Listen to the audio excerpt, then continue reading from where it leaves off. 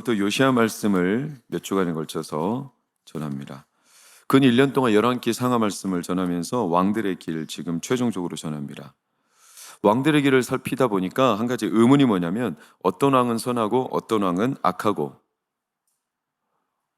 어떤 왕이 선하고 어떤 왕이 악합니까? 차이가 뭡니까? 개인의 책임인가요? 그 왕이 개인적으로 윤리적이거나 하나님을 신앙하는 열심이 있어서 하나님 보시기에 선했다, 그렇지 않았을 때는 악했다. 물론 개인적인 책임이죠. 그러나 꼭 그렇다고 말하기도 쉽지 않습니다.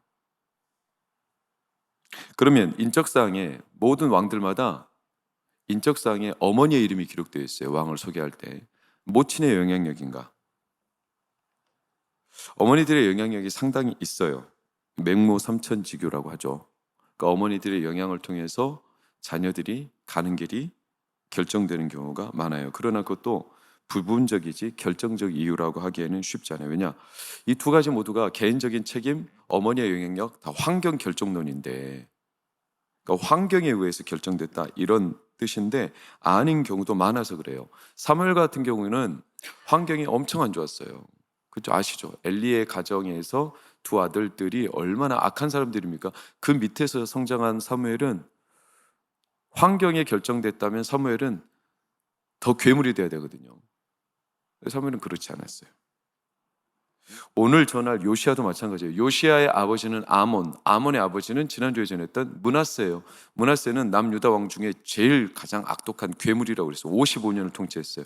그럼 므낫세와 아몬 57년간의 폭정 아래서 요시야가 나올 수 없어요. 환경 결정론에 의한다면. 이걸로만 따질 수 없죠. 그럼 결정적인 이유가 뭔가? 성경이 사실 왕들의 길에서 계속 왕들마다 타이틀로 계속 전하는, 반복되는 결정적 이유가 기록되어 있어요. 그게 뭐냐? 최근 들어 전한 왕 히스기야, 므낫세, 오늘 아몬과 요시야만 살펴보면 18장 3절, 21장 2절, 21장 20절, 22장 2절. 빨간색 한 번만 읽읍시다. 시작. 왕들마다 항상 이 타이틀을 붙여요. 여호와께서 보시기에. 그러니까 그 왕을 하나님이 보실 때라고 총평, 강평, 그 왕에 대한 평가를 총체적으로 내리는 문구이기는 하지만 그 이상의 의미가 있어요. 그게 뭐냐면 기준이 어떤 왕은 악하고 어떤 왕은 선하고 어떤 왕은 정직하고 어떤 왕은 하나님을 떠나고, 왜 이런 차이가 생겼냐? 환경 결정이나 어머니의 영향력, 개인의 책임, 그것도 있지만 진짜 결정적인 이유는 뭐다? 여호와 보시기에. 그럼 여호와가 뭘 봤다는 거예요? 그 안에 씨를 봤다는 거예요. 칼빈이라는 우리의 선배 신앙 학자, 목회자, 종교개혁자 칼빈은 seed of religion, 우리 안에 종교의 씨가 있다고 그랬어요. 사람마다 다. 그 씨는 아직 열매가 안 맺혔죠. 그러나 그 씨를 보면 그 안에 뭐가 열매 맺을지 싹이 틀지 알아요, 몰라요? 알죠. 사과씨에서는 뭐가 열릴까요? 당연히 사과가 열려요. 그러니까 사과씨만 봐도 우리는 그 씨를 보고 앞으로 사과가 열릴 거예요, 알고 있죠. 사람에게는 씨가 있어요. 우리가 흔히 이해하기 쉬운 말로 싹수 그래요. 싹수는 이런 뜻이에요. 장래성을 나타내는 고유한 우리 표현인데, 이렇게 설명해요. 어떤 일이나 사람이 앞으로 잘 되거나 그렇지 않을 것 같은 낌새나 징조, 이게 싹수예요. 씨죠. 이걸 좀 험한 말로 뭐라고 하죠? 싸가지 그러죠. 싹 플러스 아지예요. 싸가지가 아니라 싹아지. 싹아지는 새끼를 뜻하는 거예요. 강아지, 망아지, 송아지, 아지. 그러니까 싹의 새끼.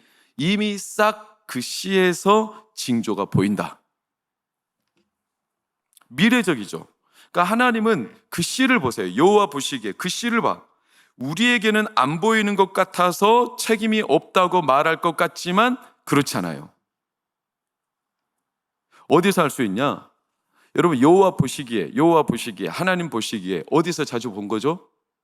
창세기, 창조기사에서 하나님 보시기에 어땠더라? 좋았더라. 자, 좋았더라. 하나님 보실 때 좋았다. 만들고 보니까 너무나 좋아. 결과적으로 좋았다는 말인가요? 그것도 있어요. 그러나 진짜 뜻은 뭐냐면 하나님 보시기에 좋았더라. 토부, 히브리어 토부, 선했다 이런 뜻이거든요. 이거는 결과적으로 만들고 보니까 너무나 좋은데 이런 뜻이 아니라 처음 하나님이 그린 밑바탕 그림, 최초 목적에 부합했다 이런 뜻이에요. 그러니까 결과적으로 좋았다는 뜻은 그것은 부차적인 거고, 진짜 의미는 뭐냐면 하나님이 원래 그림이 있었어. 그리고자 하는 시가 있었어요. 목적에 그대로 이루어졌다. 그래서 성경은 창조기사에 계속 하나님 말씀하시고 새가 만들어지고 하나님 말씀하시고 동물이 만들어지니 말씀대로 그대로 되니라, 목적대로 되니라, 이게 보시기에 좋았더라요. 목적대로, 그 시대로, 씨앗대로. 여러분, 도자기를 만드는 도자기공, 이 도공이 삼류가 있고 인류가 있어요. 삼류와 인류의 차이가 뭔지 아세요? 저도 책을 통해서 알았는데, 삼류는 엔간에선 다 통과시켜버려. 약간 좀 찌그러지고 흠집이 나도 다 통과시켜버려요. 삼류는 그래요. 왜냐하면 물건을 그냥 갖다 짝퉁이라도 팔아먹는 이익을 누리는 데 목적이 있기 때문에 그래요. 그런데 인류는 자기 목적에 안 맞으면 어떻게 할까요? 다 깨버려요. 자기 그림이 있어요. 목적이 부합하지 않으면 보시기 안 좋은 거예요. 인류는 그래요. 그러니까 인류는 조금만 틀어져도 깨버려. 우리 김기철 장로님은 그 주물로 해가지고 이거 뭐죠? 실리콘 그릇 만들어요. 근데 실리콘 그릇에 조금만 흠집 나도 백화점 납품 안 해요. 왜? 최상급으로 납품해야 되니까. 볼 때 목적이 분명한 대로. 역대 최고의 조각상 알려졌어요. 미켈란젤로의 다비드상. 왜 이게 유명하냐? 어마어마한 크기인데, 다윗상인데, 제가 전에 말씀드린 적이 있죠. 이걸 만들기 전에 어마어마한 대리석 덩어리가 있었어. 저보다 훨씬 두세 배 큰. 근데 이거를 누군가에게 조각을 맡겼더니 아무도 손을 못 대는 거예요. 이 엄청난 대리석 조각에서 도대체 뭘 만들 수 있을지 사람이 그림을 못 그리는 거예요. 근데 20대 초중반의 이 젊은 예술적 창조자, 이 창조적 작가인 미켈란젤로가 딱 보더니 거기서 다비드상을 만들어내는 거예요. 사람들이 깜짝 놀랐어요. 어떻게 만들었냐? 그랬더니 미켈란젤로는 유명한 말을 남겼어요. 그게 뭐냐? 내가 다비드상을 조각한 게 아니라 다비드상 안에 들어있던 그 상을, 이 대리석 안에 들어있던 다비드상을 나는 꺼냈을 뿐이다. 원래 그 안에 있었다는 거예요. 제가 딱 보니까 이미 그 안에 그려져 있고 목적이, 자기는 옆에 불필요한 부분을 잘라냈을 뿐이라는 거예요. 처음에 보이는 목적. 여러분, 이게 예레미야 18장의 유명한 토기장이 비유. 하나님이 토기장이신데 토기장이가 그릇을 만드는데 자기 권한을 따라서 이 그릇 저 그릇 다 만든다는 거예요. 그래서 목적에 부합하지 않으면 깨버릴 때가 있어요. 그게 로마서 9장의 토기장이 그릇 비유로 또 나와요. 이게 보시기에 좋았다. 목적대로 부합했다. 에베소서 2장 10절은 다 같이 읽어보겠습니다. 시작. 우리는 그가 만드신 바라 그리스도 예수 안에서, 자, 선한 일, 하나님의 목적대로 만들어졌다. 포이에마 그래요. 그러니까 그 목적의 부합대로 우리가 최초 목적대로 그려졌다. 보시기에 좋았다. 이런 뜻이죠. 여러분, 그러니까 우리 안에 시가 있어요. 하나님이 딱 보실 때 최초 목적대로 지은 시가 있어요. 이 시가 있는 우리는 반드시 누구를 찾게 되어 있냐면 하나님을 찾게 되어 있어요. 그러니까 왕들이, 어떤 왕은 정직하고 어떤 왕은 나쁘고, 이게 자기들의 책임, 자기들의 행동, 부분적인 영향이 있어요. 어머니들의 영향이 있어요. 그러나 진짜 중요한 건 여호와 보시기에 그 왕들이 다 갈라졌어요.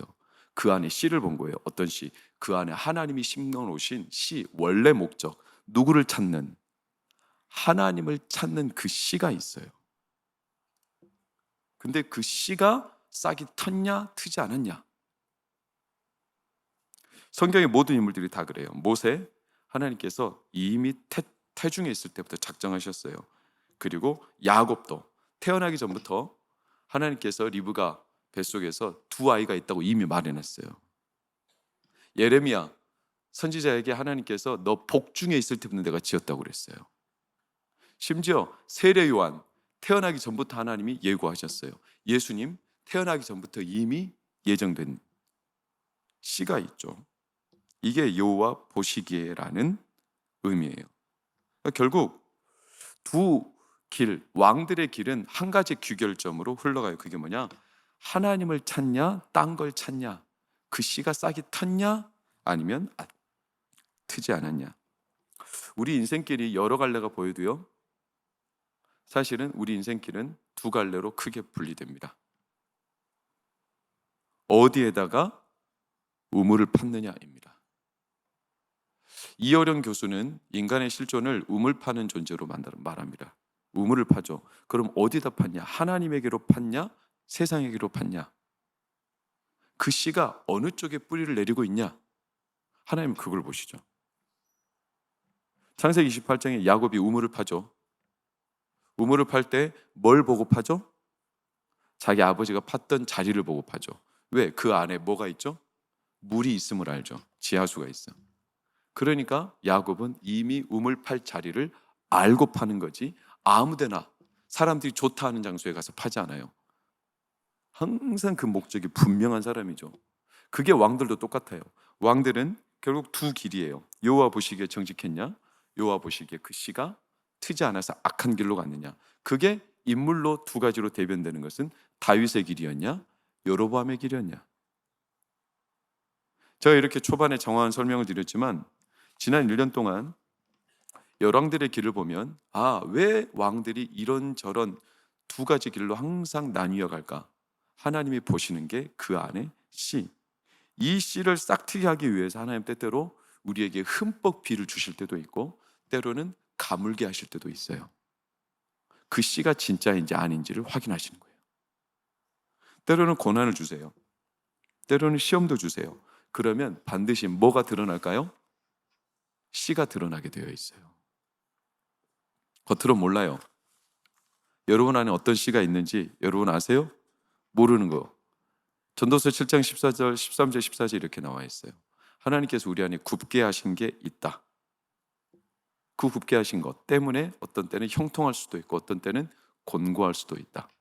이 두 가지를 병행하기 위해서 하나님은 장래일을 헤아리지 못하게 하셨다. 이사야 선지는 45장 15절에 다르게 표현했어요. 빨간색 시작. 하나님은 스스로 숨어 계실 때가 있다.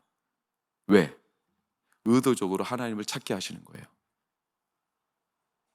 우리 안에 씨가 진짜 싹이 터서 하나님을 찾는지, 그 속에 씨가 진짜인지 가짜인지, 이사야 선지자의 표현대로 따르면 심지가 견고한 자는 주를 의뢰하죠. 신뢰하죠. 그래서 심지, 마음의 씨, 뿌리가 깊이 하나님께 내린 자는 아무리 가란 땅에서도 결국에는 하나님께로 뿌리를 향하게 되어 있죠. 이걸 하나님이 보신다는 거예요. 그래서 왕들이 나뉘는 거예요. 예수님도 그러셨어요. 마지막 때까지 가라지도 두고 알곡도 두신다고 했어요. 그렇죠? 가라지와 알곡을 똑같이 두세요. 그러나 마지막 날 가려내세요.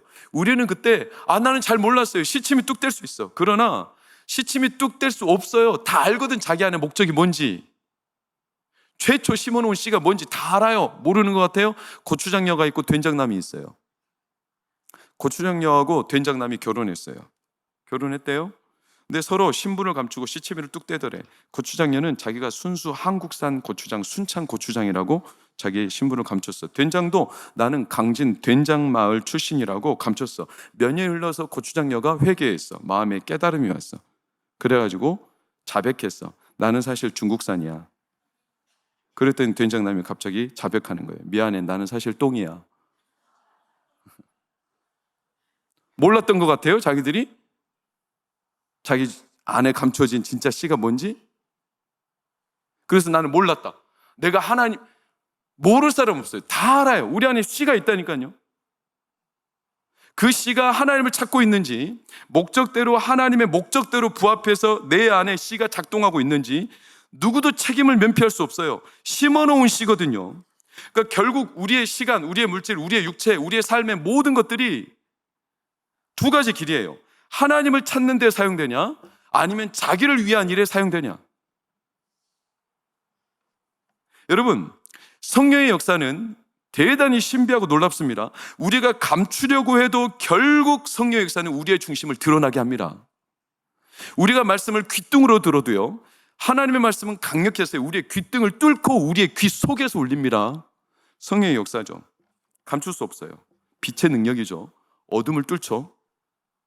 엊그제 뉴스에 놀라운 뉴스를 봤어요.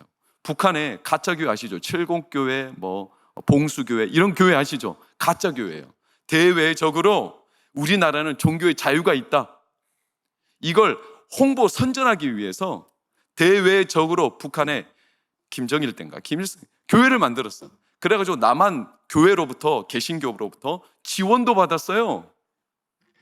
그리고 더 많이 지으려고 계획도 했어요, 교회를. 왜? 대외적으로. 그런데 충격적인 일들이 일어나기 시작했어. 가짜교회. 그 가짜교회에서 어떤 일이 발생했냐? 가짜교회를 다니는 사람들이 진짜 예수님을 믿어버린 거예요. 가짜로 하는 거거든요. 가짜로 찬송하고 가짜로 예배를 드리고 가짜로 설교를 하는 신용만 하는데, 놀라운 건 뭐냐면 가짜 속에서 진짜가 나와버렸어. 그래가지고 편지가 온 거예요. 찬송가를 보낼 때 받아 쓸 수 있게 우리한테 알려달라는 거예요. 막 이런 편지가 와요. 내가 진짜 예수님 만나버렸다는 거예요. 그래가지고 그들은 성경이 없잖아요. 그래서 그 다음 보면 성경을 받아쓰기를 해요. 그러니까 교회를 더 이상 짓지 않은 거예요, 김지글이. 왜? 가짜로 신용만 했는데 진짜가 나와버려. 이게 뭘 말하는 겁니까, 여러분? 아무리 가짜처럼 보여도 하나님의 말씀은 진짜라서 신용만 내도 역사가 나타납니다. 진짜를 감출 수가 없어요. 그 가짜인데도 가짜로 신용하는 말씀을 듣고 예수를 만나버렸어. 왜? 진짜니까. 성령의 역사는 아주 신비로워요. 빛은 드러나게 되어 있어요. 왕들이, 왜 어떤 왕은 여호와 보시기에 정직하고 왜 어떤 왕은 여호와 보시기에 악한가? 그 차이는 우리 안에 있는 씨가, 그 씨가 싹트고 발견될 때 그 차이가 드러나는 거예요. 놀랍게도 요시야라는 왕은 최악의 상황에서 출발한 거예요. 오늘 요시야의 서론인데, 최악의 상황이라 하면 뭔 말이냐면 그의 아버지는 아몬이에요. 아몬은 긴 말 필요 없어요. 21장 20절을 보면 아몬에 대한 기사는 불과 6, 7절밖에 안 나와요. 그리고 끝났어. 아몬은 누구처럼? 므낫세처럼 똑같이 행하다가 2년 만에 죽어요. 그것도 신하들한테 살해당해요. 이런 처절한 가문에서 아들로 요시야가 태어난 거예요. 그러면 요시야가 등극할 때 분위기가 어땠을까? 얼마나 살벌했을까요? 신앙적으로 부흥의 분위기였겠어요? 전혀 그렇지 않죠. 일어설 수 없는, 싹이 틀 수 없는 상황이었죠. 근데 그때 요시야가 왕위에 몇 살에 올랐냐? 1절을 보면 몇 살입니까? 8살이었어요.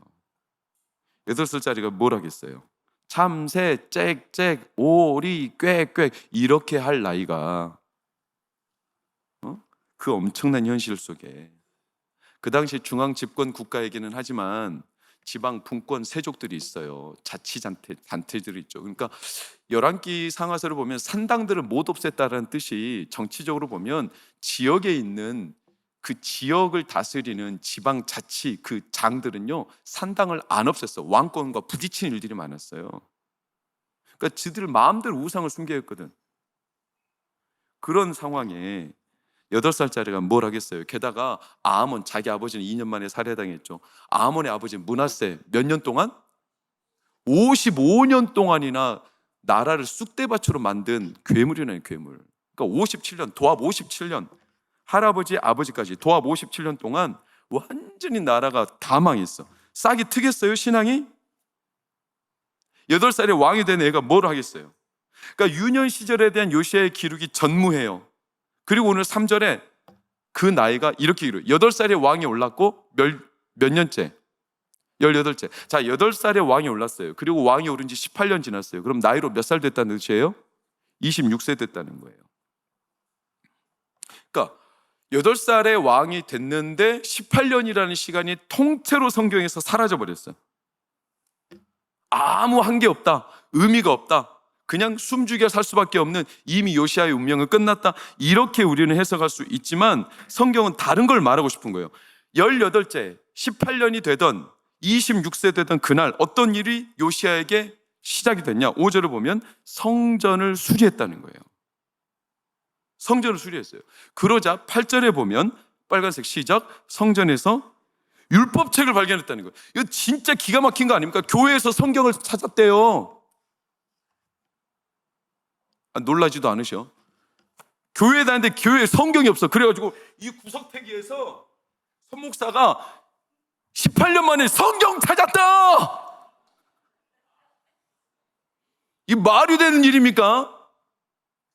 그만큼 방치됐다는 뜻이잖아요. 누구도 성전을 돌보지 않았고, 누구도 성경을 읽으려 하지도 않았고, 누구와도 하나님께 관심이 없었고, 그럼 성전이 없었어요? 있었어요. 예배가 없었어요? 제사 있었어요. 보란듯하게, 버젓이. 그럼 성경을 어디서 찾았냐? 역대하 34장 14절을 보면 놀랍게도 헌금함에서 찾았어. 그러니까 성전을 수리하는 헌금함이 있어요. 은을 내죠. 요아스라는 왕 때부터 은을 냈어요. 열왕기하 12장 나중에 봐보세요. 요아스가 성전 수리하기 위해서 은을 모으는 장면이 있거든요. 그러니까 그때부터 은을 모았어. 근데 그게 방치돼 버렸어. 저 성전 귀퉁이에 헌금함이 하나 있는데 거기에 은이 좀 들어가 있어. 왜냐? 성전 수리하러. 근데 한 번도 수리한 적이 없어. 근데 거기에다가 율법책을 넣어놨어요. 그 율법책은 추측해 보건대 신명기였어요. 모세 오경 가운데 율법, 신명기를 말하죠. 그 율법책을 발견. 아니, 돈도 있어요. 성전을 수리할 성전도 있어요. 다 있는데 하나님을 찾는 자가 없어. 목적이 사라져 버렸어. 씨는 있는데 씨가 싹이 안 탔어. 57년 동안 뭘 위해 살아온 건지 몰라요. 근데 그런 상황에서 몇 살짜리가? 8살짜리가 초등학교 1학년 그 8살짜리가 그걸 발견했다는 거예요. 몇 세 때? 26세 때. 그러니까 18년 동안 아무것도 안 했다. 그러다 갑자기 했다. 이런 뜻이 아니죠. 18년 동안 그럼 도대체 요시야는 뭘 했을까? 이걸 성경은 드러내고 싶은 거예요. 역대하는 한 구절을 소개해요. 역대하 34장 1절에서 3절을 보면 요시야가 왕이 오를 때 나이가 8세, 예루살렘에서 31년 동안 통치, 여호와 보시기에 정직했다. 3절 다 같이 3절 시작. 아직도 어렸을 때 곧 왕에 있은 지 8년. 자, 8년이면 요시야가 몇 살? 16살. 그럼 오늘날로 우리나라의 중학교 3학년. 중학교 3학년 때 그의 조상 다윗의 누구를 찾아? 하나님을 찾았다. 그리고 제 20년. 자, 20년이면 몇 살? 28살. 20년 때 비로소 성전 수리하며 그리고 정결하게 완성했다. 16살 때. 성경 딱 한 구절. 18년 동안 요시야가 아무것도 못하고 그 쑥대밭이 된 나라에서 아버지는 살해당해 비참해가지고 숨 죽이며 언제 자기도 죽을지 모르는 이런 숨 막히는 상황에 그의 할아버지는 55년 동안 괴물처럼 나라를 쑥대밭으로 완전히 황폐화시킨 그 싹이 틀 수 없는 이 전쟁 폐허, 원자폭탄 떨어져 버린, 그래서 완전히 유령 도시가 되어버린 영적으로 그런 나라 한복판에서 8살짜리가 18년 동안 숨죽이며 살며 아무것도 할 수 없는 무능한 상태로 그냥 세워라 내워라 하고 지났다. 속수무책. 이걸 말하는 게 아니라 요시야는 그 18년 동안 아무것도 못한 것처럼 보이지만 그가 딱 한 가지 뭘 했냐? 하나님을 찾았다. 그 안에 씨가 있었다. 이 씨는 하나님을 찾는 씨. 하나님은 그걸 보셨다. 여호와 보시기에 하나님이 보신 씨. 뭐가 많이 있어서 하나님을 찾은 게 아니에요. 신앙의 여건이 좋아서 찾은 게 아니에요. 돈이 있어서 성전을 수리한 게 아니죠. 은주머니가 헌금함에 버젓이 있는데도 아무도 안 해. 율법책까지 처박힌 채로. 뭐가 환경이 풍부해서 하나님을 찾은 게 아니에요. 모아놓은 돈이 있어도 어디에 무엇을 위해 써야 되는지 아무도 몰라. 목적을 잃어버렸어요. 왜? 씨가 죽어버린 거죠. 우리 인생 똑같아요. 우리 안에 씨가 트지 않으면 목적이 사라져요. 뭘 위해서 사는지 몰라요. 돈이 있다고 사는 거 아니에요. 아멘 안 하시는 거 보니까 돈으로 사시는구나. 말해요. 돈은 필요해요. 그렇죠? 저는 돈을 사랑해요. 그러나 돈을 헤프게 쓰거나 돈을 잘못 쓰면 하나님이 다 걷어가 버리시는 것도 많이 경험했어요. 성경은 집에 버젓이 있는데 방치되어 있어. 그래서 성경은 장기간 베스트셀러지만 장기간 읽히지 않는 책으로도 유명해. 교회에 있지만 구원의 기쁨이 없어요. 역설적 진리들 많아요. 풍요 속의 빈곤이라고 그랬어요. 홍수 속에 목말라 죽는데요. 군중 속에 있지만 예수님을 못 만나요. 청험을 받은 자는 많은데 들어가는 자는 적다고 그랬어요. 대중 속에서 고독함을 느껴요. 소외감을 느끼며 외롭게 인생 끝나는 이들이 제법 많아요. 왜? 씨가 싹이 못했어. 목적이 없어요. 하나님이 심겨주신 씨가, 하나님을 찾는 씨가. 그래서 등잔 밑이 어두워. 열쇠는 많은데 무엇으로 열쇠로 문을 열어야 될지 몰라요. 그런데 그것을 8살짜리 왕 그리고 16살 중3짜리 요시야가 그걸 한 거예요. 하나님은 자기를 찾는 자들을 찾으세요. 자기를 찾는 자들을 만나주세요. 자기를 찾는 자들, 하나님을 찾는 자들, 하나님이 계신 것과 그가 찾는 자들에게 상 주시는 이심을 믿어야 할지니라. 찾는 자들에게 상을 주세요. 그런 사람은 달라요. 뭐가 다를까요? 귀가 열려요. 똑같은 말씀을 듣고 있는데 귀가 열려요. 오늘 11절에 요시야 왕이 옷을 찢어요. 왜? 자기가 몰랐다는 거예요. 근데 귀가 이미 열려 있어요. 그 말씀을 처음 들었을까요? 백성들이 몰랐을까요? 이전의 왕들 몰랐을까요? 다 알아요. 근데 달라요. 씨가 싹 튼 거죠. 13절, 그 책이 누구를 위하여? 우리를 위한 건지 요시야는 금방 알아요. 누구를 위한 건지, 목적이 뭔지 선명하게 깨달아요. 그래서 하나님 요시야에게 말해요. 19절, 20절, 네 마음이 부드러워져서 옷을 찢고 그랬어. 하나님의 말씀이 네 귀에 들리고 이 말씀을 너가 씨가 싹터 하나님을 찾았으니 나도 너의 말을 듣는다. 너가 평안히 묘실로 들어가리라.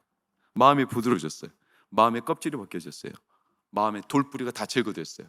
그래서 마음이 옥토가 된 거예요. 땅이 고슬고슬하니까 씨가 떨어지니까 어떻게 돼요? 싹이 트는 거예요. 그래서 하나님 보실 때 좋은 열매들이 맺는 거예요. 보시기에 좋게 하시는 거예요. 하나님은 그런 요시야를 보신 거죠. 하나님은 그런 사람을 기다리시는 거예요. 57년 동안 그런 사람 나오지 않았어요. 그런데 요시야 8살짜리가 그 안에 씨가 그게 싹 트니까 하나님은 그런 사람을 기다리고 계셨던 거예요. 한 사람만 나와도 하나님은 마음이 기뻐서 그에게 율법책을 주시는 거예요. 율법책이 없어서 목 뉘는 게 아니에요. 이 말씀을 열어주시는 거예요. 이 말씀이 어느 날 어떤 성도에게는 귀가 열려서 거듭난 자에게는 그 말씀이 귀에, 눈에, 그의 영혼에 확 들어오는 거예요. 여러분, 말씀이 들리는 날이 오면, 설교를 듣다가 예배를 드리다가 말씀이 들리는 날이 온다는 것은 여러분의 영혼에, 여러분의 가정에, 여러분의 육신에, 여러분의 삶에 하나님의 뜻이 이루어지는 순간이 된 겁니다. 영혼이 열린 거죠. 씨는 강해요. 아무리 땅이 무겁게 덮고 있어도 씨가 싹을 트면 그 땅을 뚫고 나옵니다. 겨자씨 같은 믿음이라도 그래서 결국 하나님의 역사를 드러냅니다. 우리 안에 씨는 강해요. 베드로전서 1장 23절 뭐라고 합니까? 너희는 썩지 아니할 씨, 살아있고 항상 있는 하나님의 말씀으로 되었느니라. 만약에 우리가 직접 57년의 무거운 짐을 요시야가 그걸 직접 돌파해야 된다면 얼마나 괴로운 일입니까?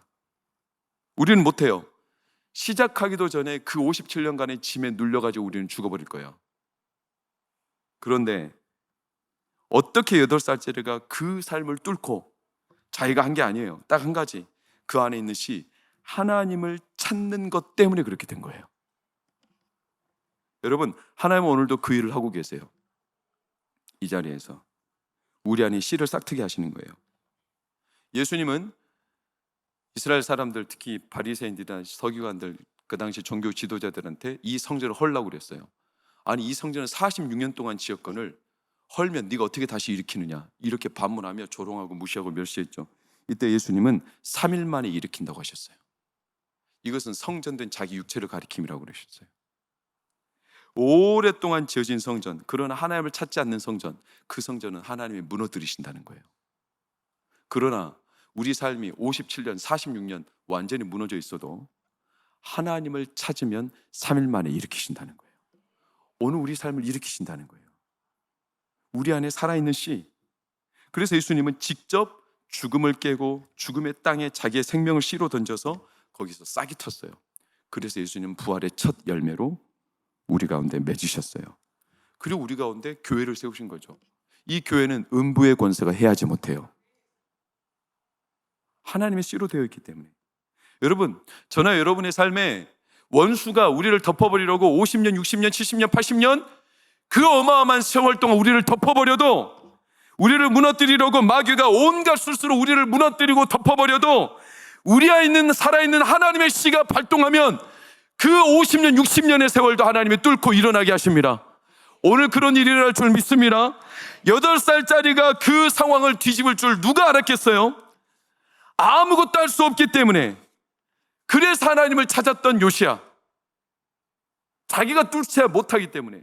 때로 하나님은 우리의 약함을 아시죠. 약함을 허용하시죠. 왜? 우리가 일어설 수 없는 상황이기 때문에 우리가 하나님을 찾게 하시는 거예요. 하나님을 찾도록, 그 안에 씨가 싹이 틔우도록. 내가 일어서는 게 아니라 하나님의 씨가 싹 트도록. 사무엘은 하나님을 찾았어요. 왜? 그의 어머니가 하나님을 찾았어요. 한나가 괴로웠죠. 자기 적수 누구? 브닌나 때문에. 브닌나는 아들을 순풍순풍 낳는데 한나는 아들을 못 낳아. 저주받은 여인. 10 아들보다 내가 귀하지 않냐? 엘가나가 아무리 위로를 해도 위로가 안 돼요. 한나는 괴로웠어요. 그래서 누구를 찾아요? 하나님을 찾아다니는 거예요. 성소를 떠나지 못해 눈물 흘리며. 만약에 생각해 보세요. 상상해 보세요. 브닌나가 착해. 심성이 너무 고와. 그래가지고 한나를 너무나 잘 다독여줘. 한나야, 괜찮아. 내 자식이 다 네 자식이야. 누가 너를 과시하디? 데려와. 내가 싸대기로 날려볼 테니까.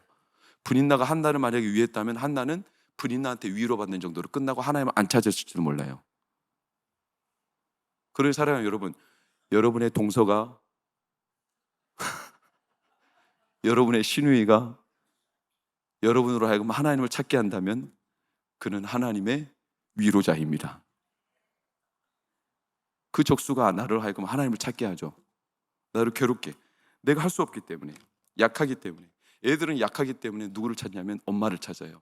애들은 약하기 때문에 뭐를 배우냐면 엄마라는 단어를 배워요. 엄마, 엄마. 왜? 젖을 달라는 거예요. 엄마, 나 안아달라는 거예요. 우리는 약하기 때문에 하나님을 배우는 거예요. 우리는 약하니까 하나님을 찾는 거예요. 하나님, 나 좀 도와주세요. 하나님, 나 좀 봐주세요. 얼마나 단순합니까? 아니, 하나님을 찾고 싶어서 성전을 고친 거예요. 하나님은 눈에 보이는 성전에 계시지 않아요. 그런데 요시야는 순진해요. 이 성전을 수리하면 하나님이 나에게 오실 거라는 거예요. 내가 성전 고쳐놨으니까 하나님 저한테 좀 오세요. 하나님은 그 씨를 기뻐하신 거예요. 잃어버린 집에서 드라크마를 찾듯이 여러분은 뭘 잃어버렸습니까? 사도 요한은 우리에게 질문하죠. 너희의 첫사랑이 어디서 떨어졌는가를 생각해 보라. 때로 그래서 하나님은 스스로 숨어 계신다는 거예요. 숨어서 하나님을 찾게 만드신다는 거예요. 우리의 목적이 쉽게 잊어버리니까. 나를 위한 게 뭔지를 모르는 많은 사람들, 하나님이 우리를 찾고 우리가 하나님을 찾을 때 하나님이 우리 가운데 함께 하신다는 사실을 잊어버리고 이쪽 저쪽 사방팔방 헤매는 이들. 여러분, 하나님 우리 안에 씨를 주셨어요. 근데 인간이 꾀를 낸다고 성경은 말해요. 21장 9절, 므낫세가 꾀를 냈죠. 시편 1편, 악인들의 꾀를 따르죠.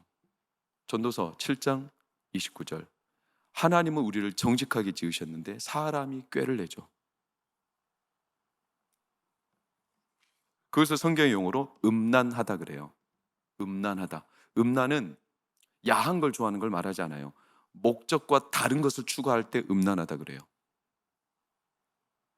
컵의 목적은 물을 마시는 건데 컵을 가지고 딴 데 사용한다. 음란한 거예요. 여러분, 하나님이 우리를 위하십니다. 그 씨를 주셨어요. 우리를 위하시면 우리를 대적할 리가 없음을 믿으시기를 축원합니다. 하나님이 우리를 위하시면 누가 우리를 대적하리요? 환난이나 공고나 적신이나 위험이나 칼이랴. 우리를 우리 주 예수 그리스도 안에 있는 하나님의 사랑에서 끊을 수 없으리라. 우리를 위하는 이 사실을 사람들이 잊어버려요. 그래가지고 자꾸 음란하게 다른 목적을 구해요. 기드온을 위하라. 이스라엘 백성들이 기드온을 따라가서 기드온을 위하라, 하나님을 위하라 외쳤을 때 그 미디안 족속이 혼쭐 나가지고 지들끼리 싸우다가 지를 멸려 떠나갔습니다. 하나님이 그들을 위하셨죠. 근데 이 기드온의 에봇을 백성들이 음란히 여겼다고 그랬어요. 기드온의 에봇을 그때부터 다른 목적으로 활용했어요. 하나님이 그들을 다시 팔아넘겨버렸어요. 목적대로 우리에게 주신 씨, 사랑하는 여러분, 오늘 우리 안에 그 씨를 주셨어요. 우리 가운데 하나님을 찾는 자들이 몇일까요? 진짜 하나님을 찾고 싶어서, 하나님을 만나고 싶어서, 만약에 우리가 하나님을 진짜 위해서 내 시간, 내 물질, 내 에너지, 내 육체, 저도 그러지 못하거든요. 그러나 우리가 만약에 진짜 하나님을 위하여 하나님을 찾고 싶어서 움직이고 살아내고 내 삶의 에너지를 하나님 앞에 집중한다면 하나님은 오늘 그 씨를 싹트게 하셔서 역사하십니다. 여러분, 우리가 환자들을 위해서 기도할 때도 마찬가지예요. 우리가 그 환자를 위해서 진짜 기도하잖아요. 하나님이 낫게 하십니다. 근데 그게 잘 안 돼요. 아세요? 솔직히 말하면 저도 잘 안 돼요. 제가 아내를 간병하는 게 가끔 저를 위해서 하더라고요. 아내를 위해서 하잖아요. 그 증거가 뭐냐? 제가 짜증을 내버려. 제가 가끔은 아내한테 투정을 부려버려. 왜냐? 내 만족감, 내 생각, 내 안에 걸리적거리는 것들이 있으면 딱 차단시켜버려요. 어젯밤에 그래서 제가 생각할 때 이건 나를 위해서 하고 있구나 이런 생각이 들어요. 아무 말 없이 그냥 그 사람을 위해서 기도해 주면 돼. 그 사람을 위해서 전적으로 헌신하면 돼. 그러면 하나님은 그의 기도를 들으세요. 예수님은 38년 된 병자 그를 전적으로 위하셨죠. 그 자리에서 일어납니다. 12의 혈루증 하나님은 그를 위하셨어요. 그대로 일어납니다. 위하면, 하나님이 우리를 위하면, 우리가 그 하나님을 위하면, 그분을 찾으면 하나님은 보란듯하게 그분의 능력을 우리 가운데 드러내십니다. 여러분, 그러니 하나님을 찾으십시오. 다시 하나님을 찾으십시오. 그리고 하나님을 찾을 때 내 마음속에 그 씨가 하나님께로 싹이 터. 그래서 내 삶, 내 에너지, 내 모든 가정의 앞날, 전후좌우, 내 삶의 이전에도 이후에도 하나님을 온전히 찾는 마음에 하나님이 저나 여러분의 삶을 오늘부터 새롭게 해주시기를 축원합니다. 일어나 찬양하고 기도하겠습니다.